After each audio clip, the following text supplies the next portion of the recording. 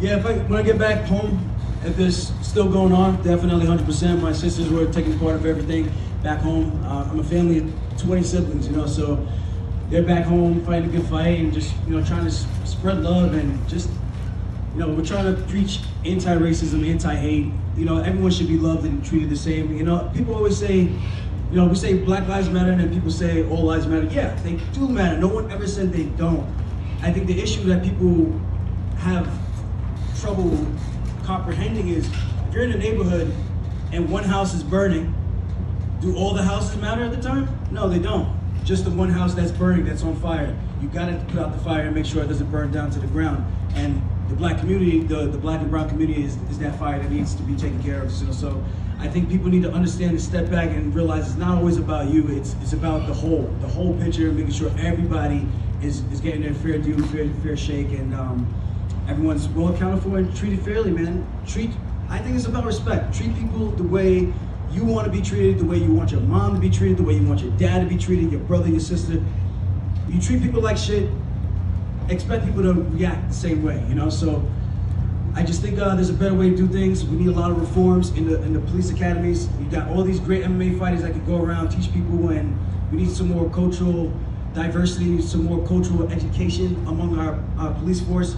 At the end of the day, these guys are paid to protect and serve, not to cause fear and hurt people, you know? So I'm not saying all cops are bad. I got cop friends. There's a lot of good cops out there. I got cop friends that I hang out with on a daily basis, you know? So at the end of the day, that's my message. I just hope that we can all figure it out. We can really sit down and have a good conversation and try to figure out how we can make this world a better place for everybody. You know, that's what I'm about, man. I like preaching love and doing the right thing. That's just how I was raised. I never looked at myself better than anybody else. I never looked at my skin or the next person's skin and thought that they were more superior or I was inferior to them, you know? So I think it starts with us, how we raise our kids in our future, and really preaching that word and making sure our kids are being raised the right way, because they are the future of that revolving door. We gotta break that cycle and change something in this country if we want true change, not just something behind the doors or in front of the cameras, and then outside of that, you still have your ways that are not so great of thinking about other people. You know, we're all equal. I put my pants on the same way you do. And one final one, Alex Caceres has asked this question too. Leading up to his fight, Chase Hooper kind of got a lot of the promotional push, and Alex Caceres not so much. So, the same question he got, do you think the UFC does a good job promoting minority fighters?